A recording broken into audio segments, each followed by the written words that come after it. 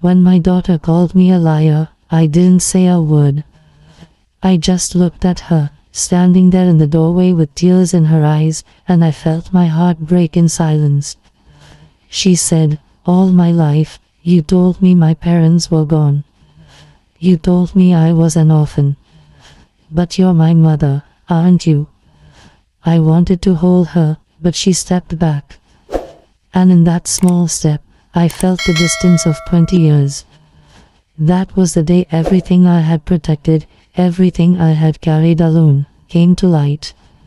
For years, I had built my life around one truth, or what I told myself was the truth. I raised her with love. I gave her my world. But I also gave her a lie. And now, as I sit here telling this story, I can still hear her voice echoing in my ears, not angry, not cruel, just broken. "Why didn't you tell me?" she said. I could have explained everything that day. I could have told her about the pain, the fear, the reasons I thought I was doing the right thing. But sometimes, when you've lived with a secret for too long, the words just don't come out right anymore. That day, she walked out. And I didn't try to stop her. Because the truth was, I didn't know how to be forgiven. My name is Grandma Abil, and this is my story.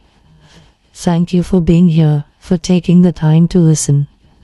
Stories like mine aren't easy to tell, but maybe they help someone understand that love is not always simple. If this story touches your heart, please subscribe to the channel and share it with someone who needs to hear it. Tell me in the comments where you're watching from, and if you have a story about family or forgiveness, I'd love to listen. Now, let me take you back to the beginning, to when my daughter was still a baby, and I was still just a frightened young woman trying to do right by her daughter. I was only 21 when I gave birth to my daughter, Amelia.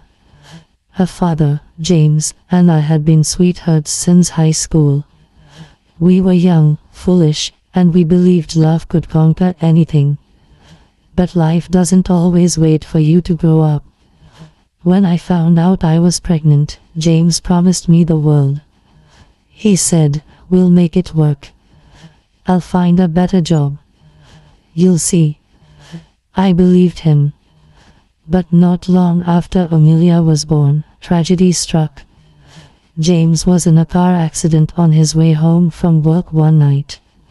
He didn't make it. I remember holding baby Amelia in my arms at the funeral. She was so small. Her tiny hand wrapped around my finger, and I whispered, "It's just you and me now." But even as I said it, I felt the weight of the world pressing on my shoulders. My parents, strict and proud, were ashamed. They said, "You've brought disgrace to this family. You had a child out of wedlock, and now you expect us to help you." I begged them to understand, but they wouldn't. They turned their backs on me. So, I left home with nothing but my baby and a small suitcase. We moved to a small town where no one knew our story. I found work as a cook in a small diner. The pay was little, but the people were kind. The owner, Mrs. Thompson, gave me a small room behind the kitchen.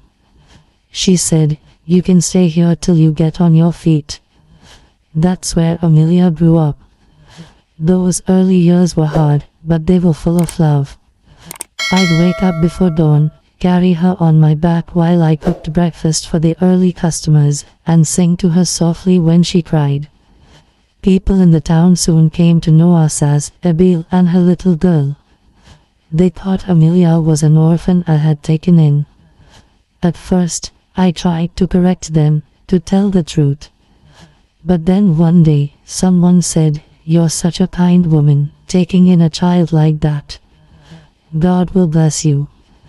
And before I knew it, I just smiled and nodded. That was how the lie began. It wasn't planned. It wasn't meant to deceive. It was just easier. Easier than explaining the pain. Easier than admitting that I had failed in the eyes of my family and the world. So I told Amelia, when she was old enough to ask, that her parents had died in an accident, and that I was the woman who took her in. I thought I was protecting her from shame, from judgment, from the truth that her life had started in brokenness. Every night, when she was asleep, I would sit by her bed and whisper, "I'm sorry." I said it so many times that it became a prayer. Amelia grew up to be the light of my life. She was smart, curious, full of laughter. When she was 5, she'd sit in the diner and help me serve tables. Everyone adored her. Mrs. Thompson used to say, "That child has your smile." And I'd just laugh, pretending it was coincidence. When Amelia was 8, she asked me, "Mama, why don't I have a last name like the other children?" I froze. Then I said softly, "Because you're special. You have a name all your own." She seemed to like that answer. But inside, I felt something tighten. As the years passed, the lie became harder to carry. There were moments when I wanted to tell her the truth. When she'd hug me tight and say, "I love you, Mama Abil." I wanted to whisper back, "I'm your real mother." But the fear always stopped me. When Amelia turned 16, she got a scholarship to a good school in the city. I cried when she left. The little room behind the diner felt empty without her laughter. Every letter she sent began with, "Dear Mama Abil," and ended with, "I'll make you proud." And she did. She studied hard, worked part-time jobs, and graduated with honors. She became a teacher, kind, gentle, everything I hoped she'd be. But even then, I never told her the truth. Every time I thought about it, something inside me whispered, "It's too late now. She's happy. Why break her heart?" I told myself I was doing it out of love. But love built on lies always has cracks, and one day, they showed what had happened the year Amelia turned 28. She had just gotten engaged to a young man named Thomas, a good man, thoughtful and soft-spoken. He came from a big family that welcomed her warmly. They invited me to dinner one night. I remember feeling proud, seeing my daughter loved, respected, building the life I once dreamed of. Everything seemed perfect until one afternoon, when a letter arrived in the mail. It was from my brother, the same brother who hadn't spoken to me since I left home all those years ago. The letter was short. He wrote, "Abil, I hear Amelia is getting married. You should tell her the truth before someone else does. She deserves to know who she really is." My hands shook as I read it. All those buried years came rushing back. I burned the letter in the kitchen stove, hoping that would end it. But secrets have a way of finding their way to the light. A few weeks later, I was at the market when I saw an old woman from my hometown. Her name was Clara. She looked at me and smiled sadly. "Abil," she said, "I saw your daughter in town. She's a beautiful young woman." I told her how much she looks like you did when you were young. I froze. "What did you tell her exactly?" I asked. "Just that she's your child, of course. Isn't she?" My heart stopped. That evening, when I came home, Amelia was sitting at the kitchen table. Her face was pale, her eyes swollen. On the table lay a photo, an old photograph of me and James, holding a baby. She said softly, "I found this at the market." "That woman, Clara, she told me who you are." The room went silent. I couldn't breathe. She whispered, "You're my mother, aren't you?" I opened my mouth to speak, but no words came. I just nodded. That was when she pushed back her chair and said, "You lied to me my whole life." And then she walked away. That night, I sat alone in the kitchen long after Amelia had gone. The lamp flickered softly, casting shadows on the walls that seemed to move with my thoughts. Her words echoed over and over in my mind. "You lied to me my whole life." I wanted to tell her that I had done it out of love, that I never meant to hurt her. But the truth is, even love can cause pain when it hides behind fear. I waited all night for her to come home, but she didn't. The next morning, I found a note on the table. She had written only a few words. "I need time to think. Please don't look for me." I folded the paper and held it to my chest. The house felt emptier than it ever had before. For days, I moved through the motions of living, cooking, cleaning, sitting by the window, but my heart wasn't in any of it. I kept thinking about her face when she found out. The shock. The betrayal. It was like she had lost me twice, once as a mother, and once as the woman she thought she knew. Weeks passed before I heard from her again. One evening, there was a knock at the door. When I opened it, Thomas was standing there. He looked tired, his eyes filled with worry. "Amelia's been staying with my parents," he said. I felt my heart twist. "Is she all right?" "She's hurt," he said softly. Confused. "But she's not angry anymore, just lost." I nodded slowly, trying to hold back tears. He hesitated, then said, "She wants to understand. But she's scared. She doesn't know what to believe." I whispered, "Tell her I'll wait. No matter how long it takes." Days turned into weeks, and weeks into months. Every day, I cooked her favorite meals, hoping she'd come. Every night, I prayed for her peace. Sometimes, I'd take out old photographs of her as a baby, her first day of school, the way she'd hold my hand when crossing the street. I'd whisper to the empty room, "I did it to protect you." But the silence never answered back. Then, one rainy afternoon, I heard footsteps outside. When I opened the door, Amelia was standing there, her hair wet, her eyes tired but calm. I didn't say anything. I just stepped aside and let her in. She walked slowly to the kitchen and sat down, the same place where everything had fallen apart. For a long time, neither of us spoke. Only the sound of rain filled the room. Finally, she said softly, "I've been thinking about everything." My heart trembled. She continued, "I tried to hate you. I really did. But I couldn't.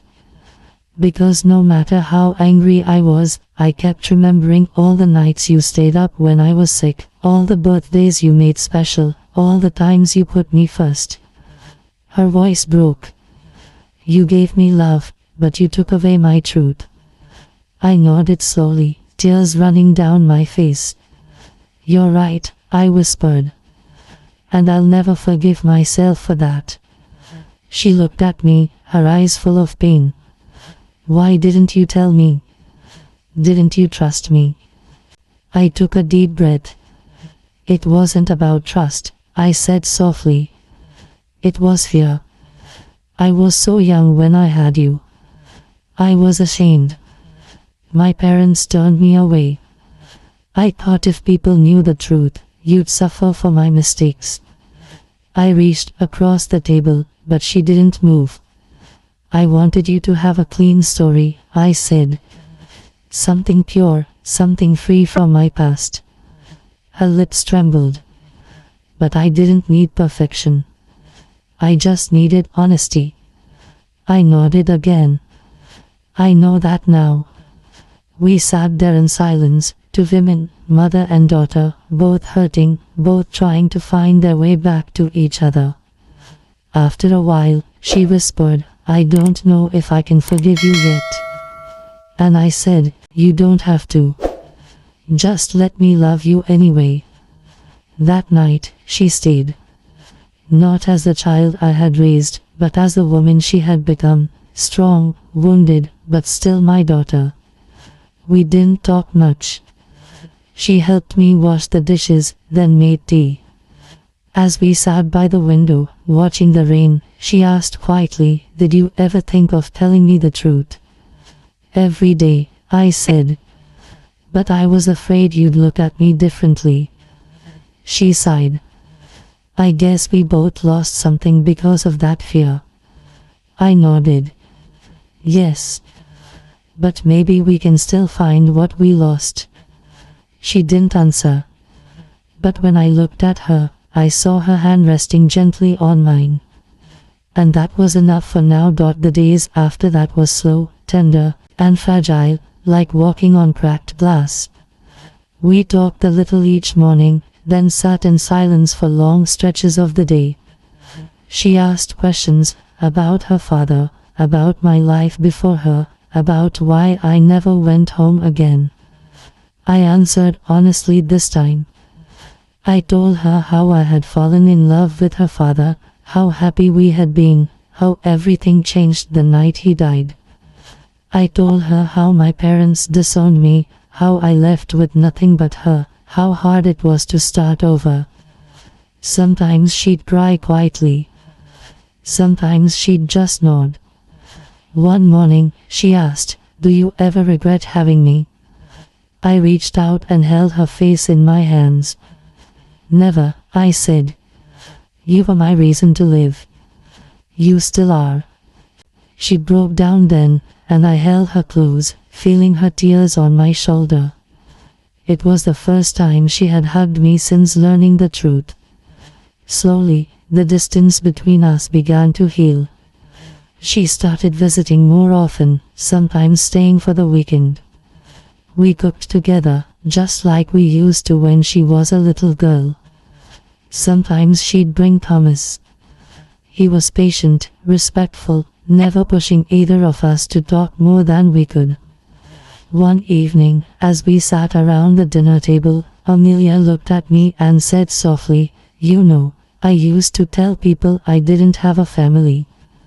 Now I tell them I have the strongest one." I smiled through tears. "We are still learning what family means," I said. Months later, she and Thomas got married in a small ceremony by the river. She asked me to walk her down the aisle. As we stood at the entrance, she whispered, "You may have hidden my beginning, Mama, but you gave me a beautiful life. And I finally understand, you weren't lying to hurt me. You were lying because you loved me too much to see me hurt."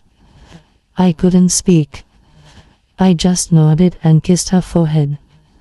That moment felt like forgiveness, not spoken, but felt deep within the heart. After the wedding, Amelia and Thomas moved to the city. She called me every week, sometimes twice a day. We laughed again.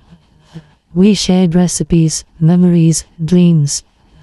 It wasn't perfect, but it was real. And for the first time in years, I felt peace. Then one evening, months later, I received a letter. It was from my daughter. Inside was a photograph of her holding her newborn baby girl. On the back of the photo, she had written, "Meet your granddaughter, Grace.